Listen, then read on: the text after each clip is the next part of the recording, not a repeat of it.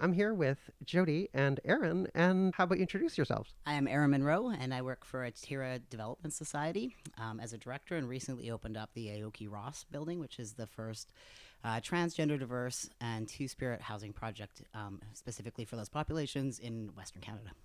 Yeah, and what pronouns do you use? I use he or they. Hi, I'm Jody.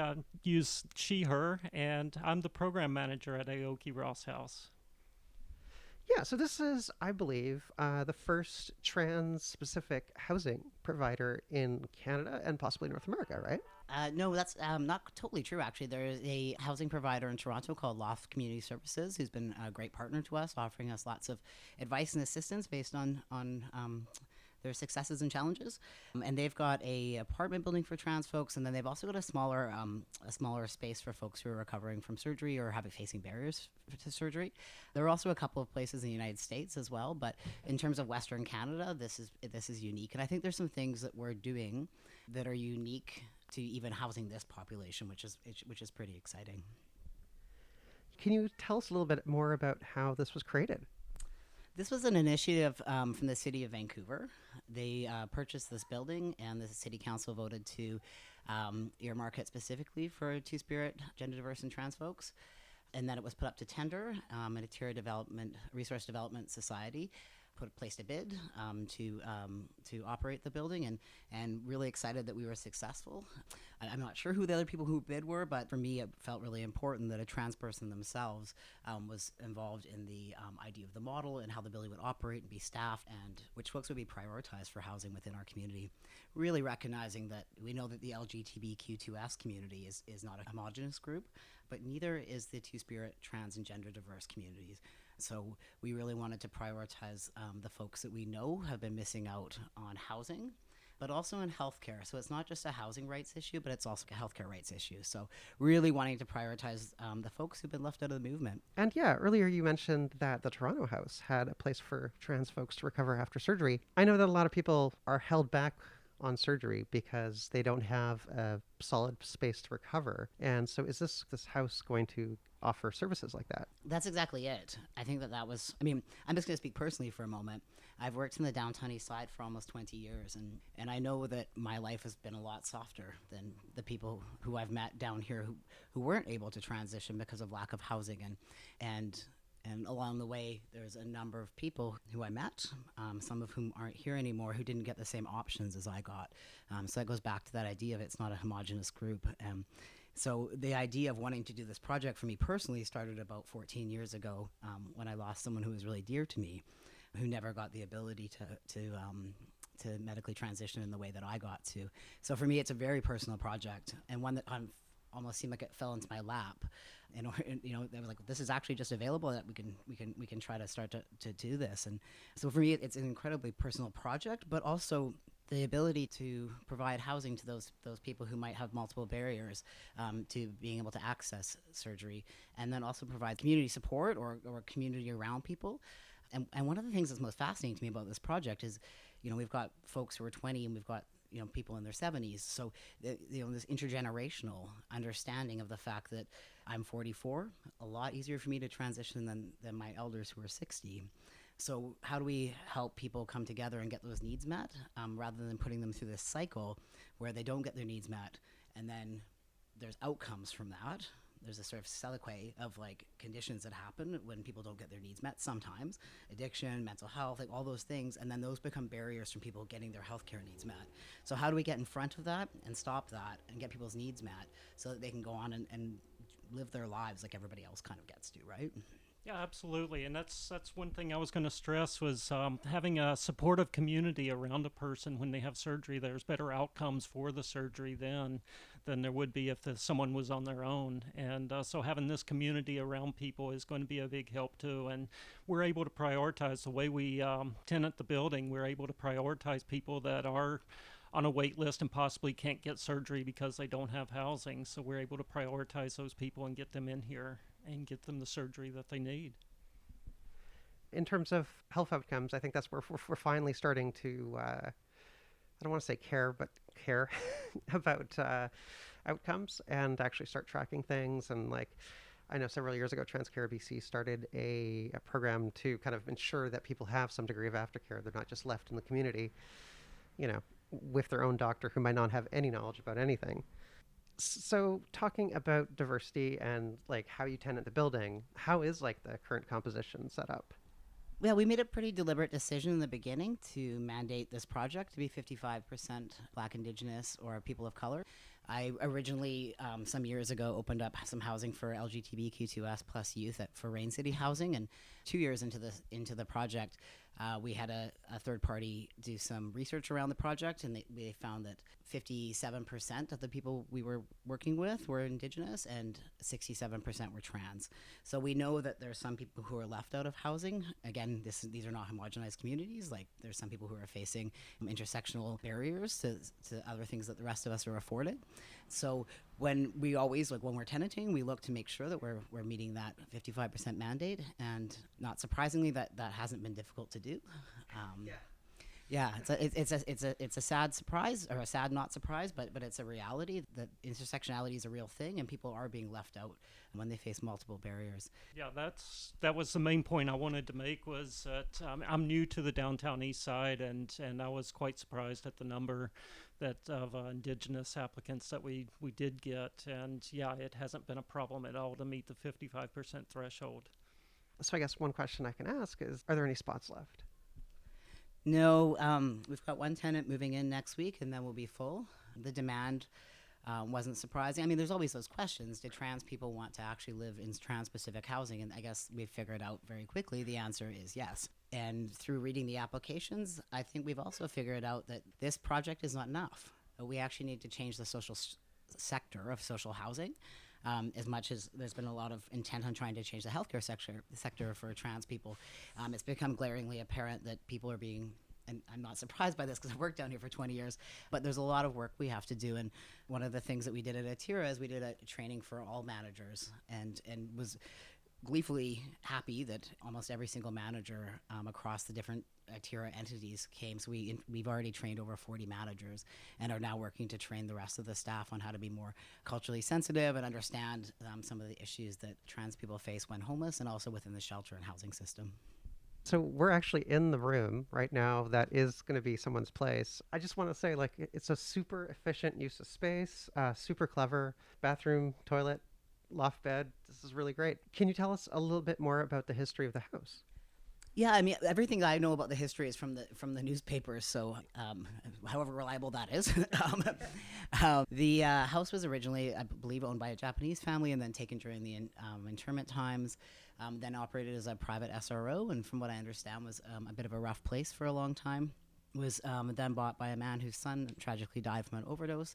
So the name Aoki comes from the Japanese history, and the name Ross was the name of the man's son who died of an overdose. The city decided to take it to council, city staff decided to take it to council, and that there should be trans-specific housing, and so the city purchased it, and then again put it up to tender, and we were the successful applicant to open it. One thing I've seen in some news articles talking about this place is that there's a collaborative rule creation. Like, this isn't just a standard, I guess, SRO, Atira / big nonprofit thing where there is a set of rules when you move in, and they're immutable, and they're set by other people who don't necessarily understand you or, your situation. And this is different. Can you tell us a little bit more about that? Yes, sure. So when we moved the people in here, we wanted a specific community.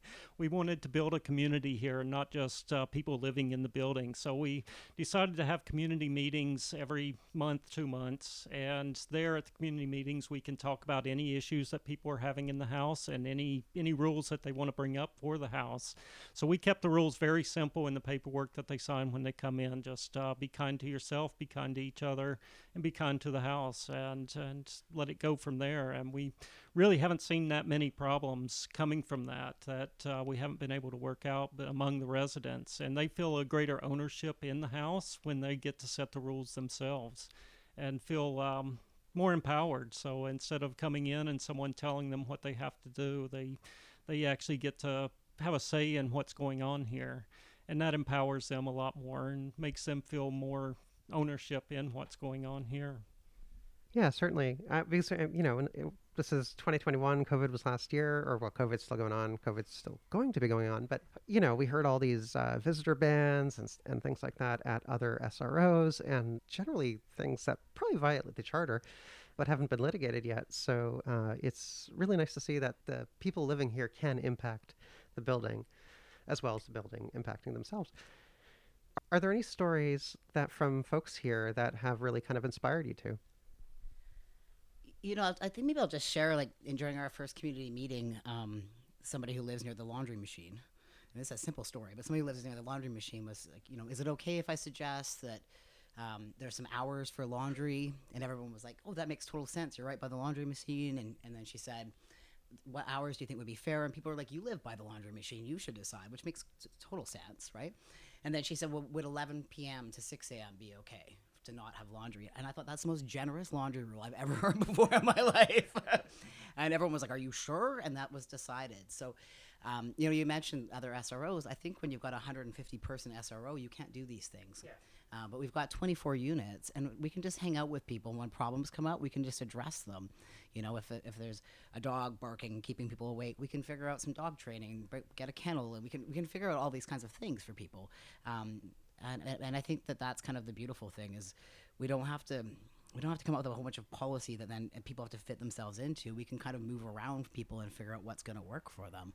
And I think particularly for trans folks who've spent their entire lives trying to fit themselves into a box that doesn't fit, the only appropriate response to somebody who's suffered that kind of trauma is to do the opposite.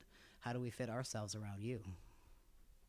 I think that's been a big thing too, is the collaborative approach. As the manager day to day here, I see a lot of the smaller issues that come up, and instead of dictating to the tenants, it's more of a collaborative approach, like how can we solve this problem and what works best for you, instead of do this or do that. And that's been a wonderful thing, and great response from that as well. Yeah, and just to add to that, I think after working in this field for such a long time, people enter into programs, and the first thing they're told is, you can't be violent, you have to abide by these rules, you have to, and I think at some point that starts to say something to the person about who they are. We can tell people that there's no violence allowed here, but people probably already know that. And if something happens, then we're going to respond to that in the same way anyway. So I'd rather start with, we trust you. You've got no good reason to trust us because of the life that you've had. Like, it's smart not to trust people, as my friend Vicki Reynolds often says. But we need to extend trust to you, because then we're going to see different outcomes, rather than burying deep inside the person that there's something intrinsically wrong with them because society hasn't treated them right. We're just going to acknowledge that society hasn't treated them right and say, what do we need to do to make this better? From my personal experience spending time in shelters, that, how do I put this? The internalization of why you're homeless and that you're a crappy person for being homeless is something that's really heavily pushed, and it is really, I don't know, I think that's one of the main reasons people avoid shelters. And it's good to see that that's not being present here. In terms of housing folks, how long are folks expected to be here? So we've got, it's a three-story building. And there's 9 units on the top 2 floors. Those are permanent housing. They're through the RTA. People can stay for as long as they need. We've got 6 units on the bottom that are self-contained with bathrooms. And those we earmarked to be transitional housing. And I know that idea of transitional housing can be a real kind of hotspot for folks in the community. But in this case, we're simply meaning that somebody has some sort of healthcare issue. It could be a gender-affirming surgery.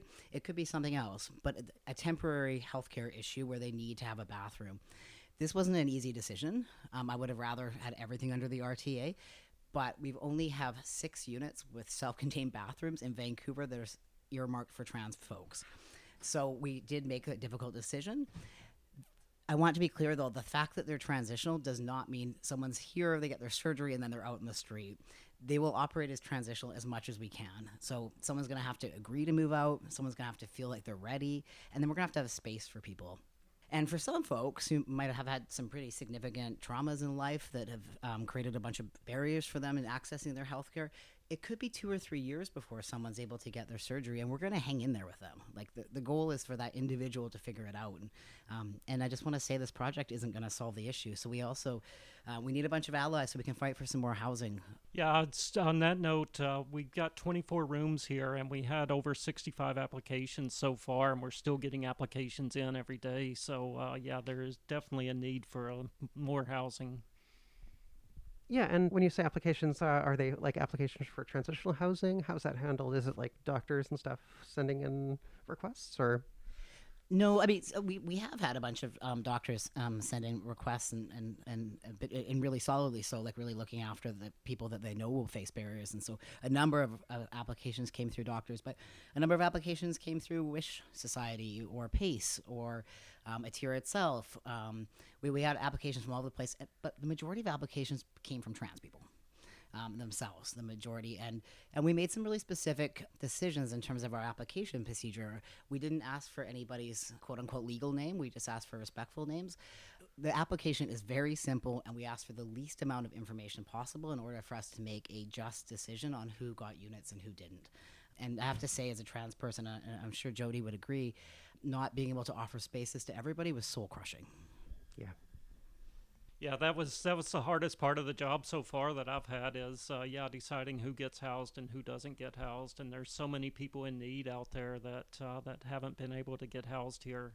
It is just a very difficult part of the job. Yeah, it really sucks when you know your actions have like a direct impact. And so we have these units here. It's not enough. And I understand that you folks are also building kind of a system for expanding this. And I'm wondering if you can talk about that.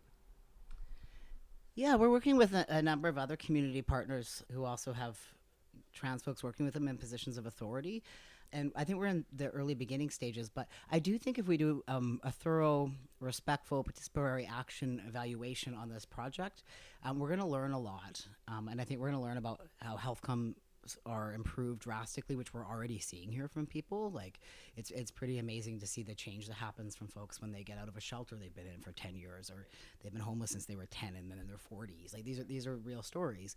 And you see people begin to relax. And I think, I don't know, Jody, I'd be curious to hear what you think about this, but also like the number one thing that we heard in the applications was, I want to be somewhere safe. The number two thing is, I'm so isolated. So if homelessness is really about anything, it's about isolation, right? So it's like your social fabric has fallen apart. It's not about money. It's about your social fabric has fallen apart because of transphobia or racism or sexism or misogyny or whatever those things are. So your social fabric has fallen apart. And so we've got an ability here to bring people together. So I guess, and again, I'd be curious to hear what you think about this, Jody, but I guess at the end of the day, I'm hoping that we're working with our community partners to get more housing, but there's an intense desire from people who are living here to do that work too. So maybe us as a community within this housing project can create more spaces for other people. And from what I'm hearing from folks, they're really interested in that. Yeah, I think having the community here and having so many trans people in one place, I think we've got a political power here that we can use for good for other trans folks that haven't been able to get into this housing. And I think that's one of the most important things that we have here is we are building that community for the people in the housing, but in the Aoki Ross House. But that community can be used for good outside of Aoki Ross House as well.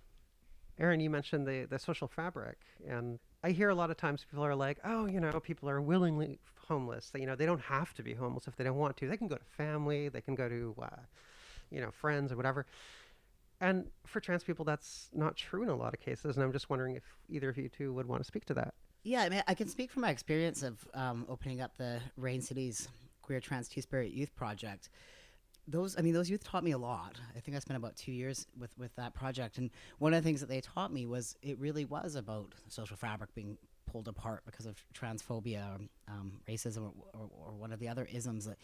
And one of the things those youth taught me, they were just amazing, was we would do this community dinner every Monday, and the youth would all come to it. And I watched them develop friendships. And then within a year, if they got evicted from their housing, they weren't going back to shelter, most of them. They were going to go stay with each other. And I began to think that we've been so convinced, you're talking about this idea of choice, we've been so convinced that homelessness is about money. And of course it is. And it's about lack of housing. And of course it is. But it's actually about social connection. most of us, there's been periods in my life where I've struggled with housing, and I had a lot of those issues that come up when you're a young person who has to leave home early and is confused about gender identity and all those things, like addiction, mental health, like all those things. When I think back on sort of what helped me, it was recreating social fabric. It was chosen family. It was the messiness and then being forgiven and still being connected, and it was people beginning to accept me, and so at this point in my life, I won't be homeless. Like, there's too many people who care about me. So I think in some ways we thought about this the wrong way. It's not about institutions or about shelters or about, I mean, it is those things, but it's actually about how do I find people who are going to care about me when things go sideways and not write me off and not look at the struggles that I have and say, oh, that's because they're blah, or they made a bad choice, or it's true, some people do choose to live outside, but it's because they choose dignity over what's being offered them. Certainly. And Aaron, I know you've been doing this you mentioned earlier, you're doing this for several decades.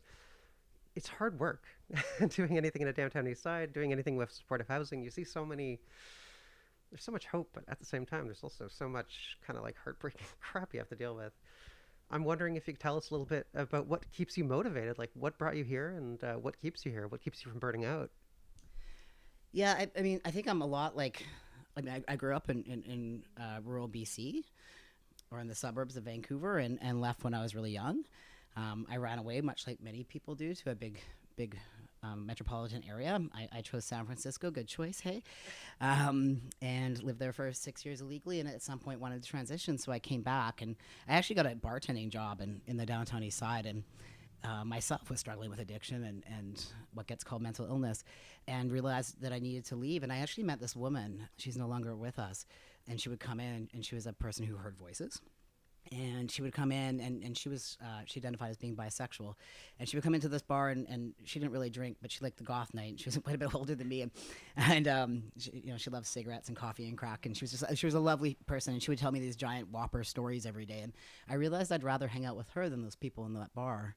So as I was kind of bottoming out for my own addiction, I told her, I was like, I'm going to leave, and the management didn't want her there. I kept getting in trouble for inviting her in, and so I told her, I was like, oh, I'm sorry, like, you probably won't be allowed in here anymore, but I need to find a new job. And she said, you should come work where I live. So she gave me a reference. And then some years later, she passed away. I was working for a different agency at this time, and I went to her memorial. And I wanted to say, I've been paid for years to take care of you, but really, or to give you some sort of direction in life, but really you gave me direction. So I wanted to pay my tribute to her. And I guess the point of the story is she taught me about reciprocity.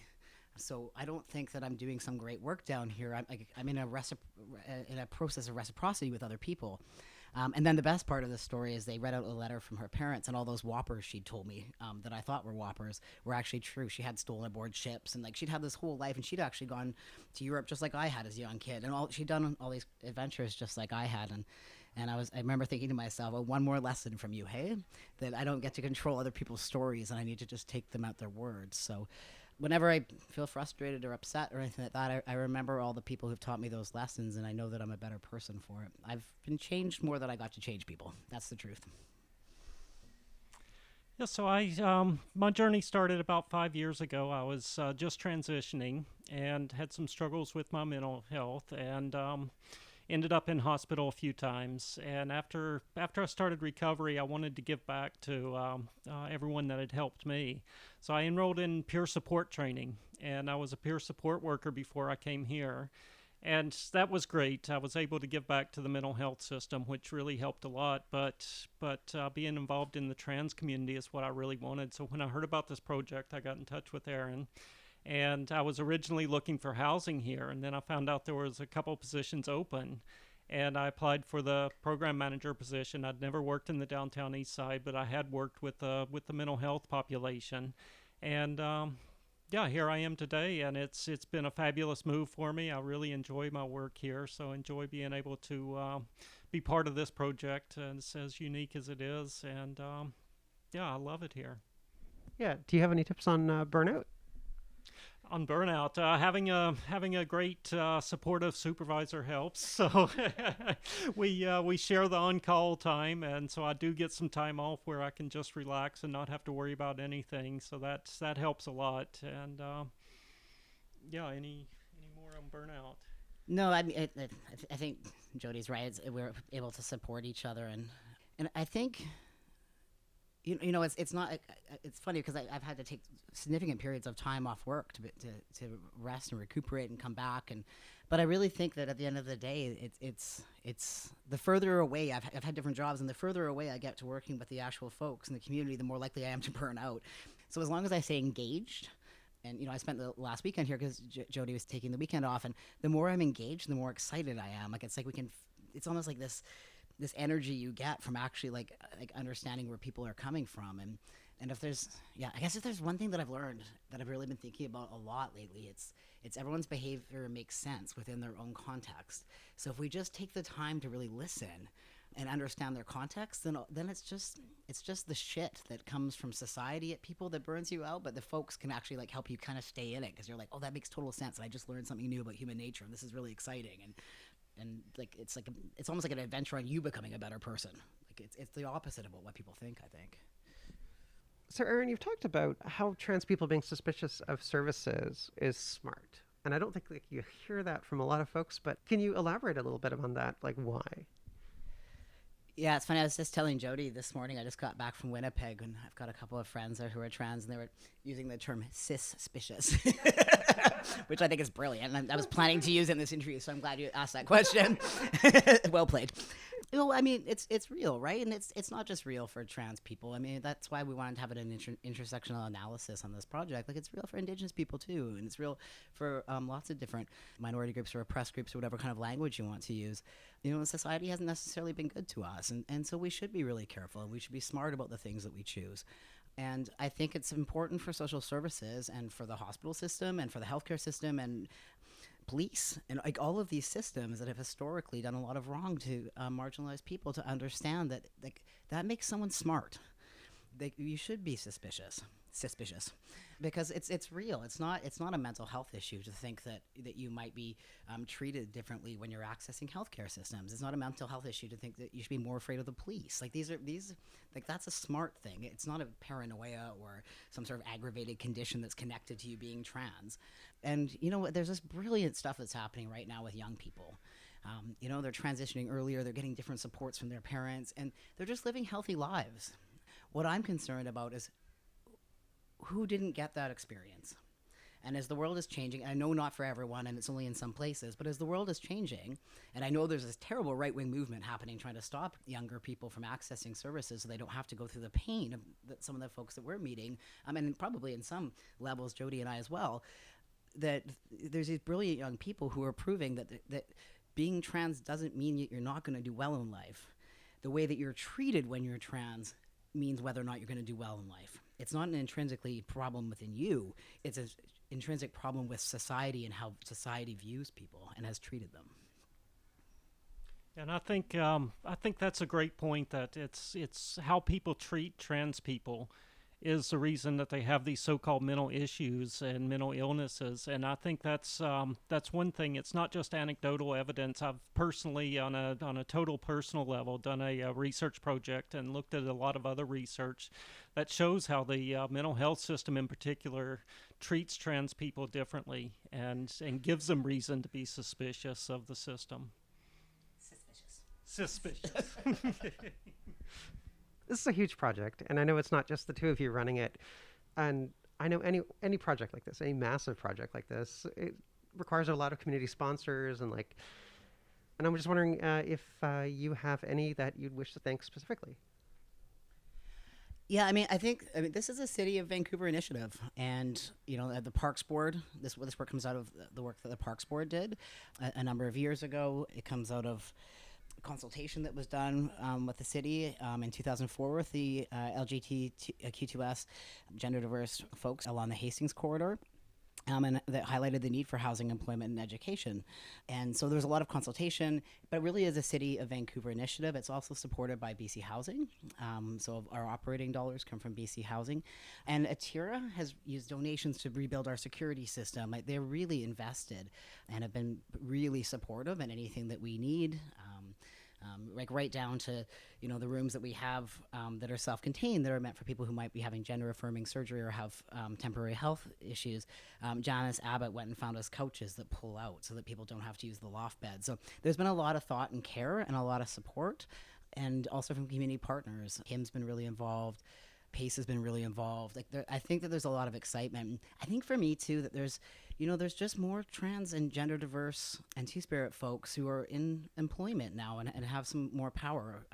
When I first started working down here 20 years ago, I remember I was transitioning. I transitioned down here, and I don't remember a lot of trans people working in this field. And that's changed, and it's exciting because the more of us that are sitting at the city or at BC Housing or at Atira or Rain City or whatever the entity is, the more of us who are sitting in those positions, the more that we're going to be able to actually be able to create change. And interestingly enough, that's caused some of us to have to be more out than people were in the past.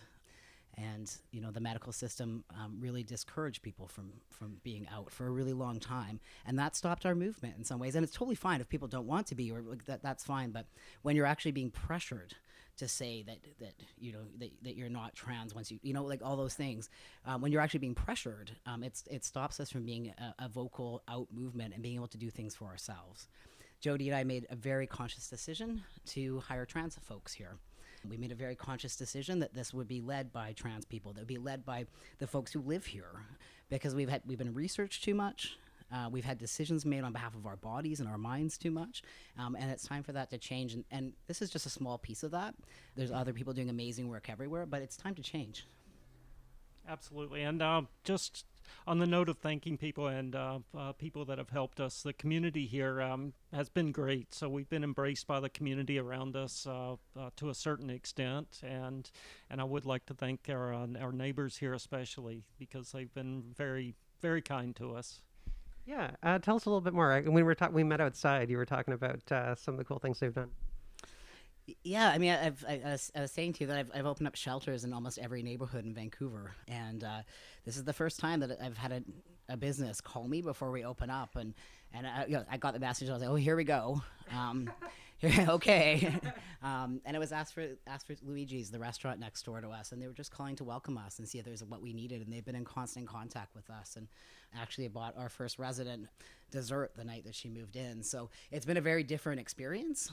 And I also wanted to mention Sage Food Bank, who's been coming by. Sorry, Jody, probably better to talk to this. Yeah, so Sage Food Bank started coming by right after we got all the tenants in here, and they were coming by roughly once a week to bring food, and we just put them in the communal kitchens for everybody to grab. And now they've started a program called Food for Life, and they come by on a Monday, and they bring bags of food for each individual. So each individual that needs food can go out to the van and pick up a bag of food, and they get a chance to chat with the food bank people that come out here, Tanya and Jessica.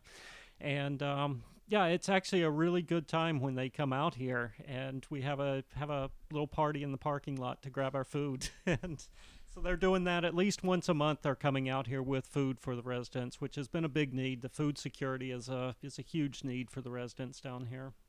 Yeah, they're a really great bunch. So yeah, I mean, it's an amazing project, and if people want to donate or if people want to help out, how can they do that? Yeah, we will take donations, so it'd be great if people called ahead of time. We do have a email address specific to this project, which is transhousing@atira.ca. And of course, we'll take financial contributions as well.